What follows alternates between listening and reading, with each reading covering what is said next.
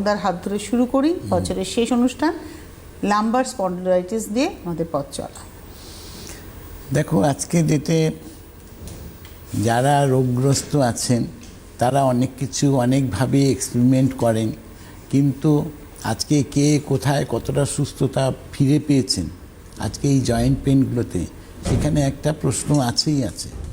কিন্তু রাঙ্গুলি আয়ুর্বেদিকে যারা এসছেন তারা একটা সাকসেসটা দেখতে পেয়েছেন, কি যে আমি সুস্থ হয়েছি, রাঙ্গুলি আয়ুর্বেদিকে হাত ধরে আজকে আমি সুস্থ হয়েছি।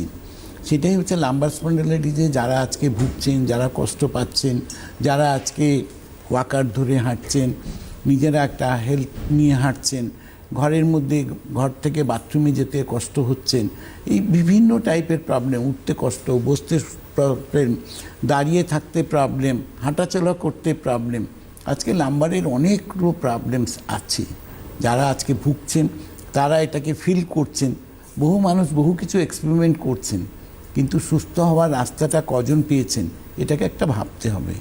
কিন্তু রাঙ্গুলি আয়ুর্বেদিকে যারা এসছেন তারা, আমি এটুকুই বলবো যে তারা ডেফিনেটলি এটা বলবেন যে আমি আজকে ভালো আছি, আমি সুস্থ আছি, আজকে হাঁটাচলা করতে পারছি উইদাউট অপারেশন এবং without pain killer, steroid, without antibiotic.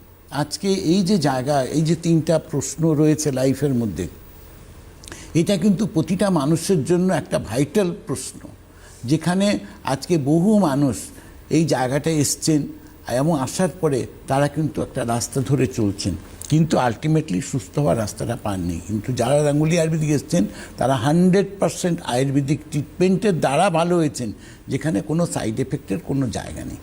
এটাই হচ্ছে আসল কথা। আমরা চাইবো ট্রিটমেন্ট, একটা রোগ ট্রিটমেন্ট করাতে গিয়ে আমরা যদি আরও 5টা রোগের শিকার হয়ে পড়ি, সেটা তো আমাদের কাঙ্ক্ষিত নয়। আমরা চাইবো যে আমি অসুস্থ হয়েছি, আমি সুস্থ হয়ে যাব। এখান থেকেই শুরুটা করি লাম্বার স্পন্ডিলাইটিস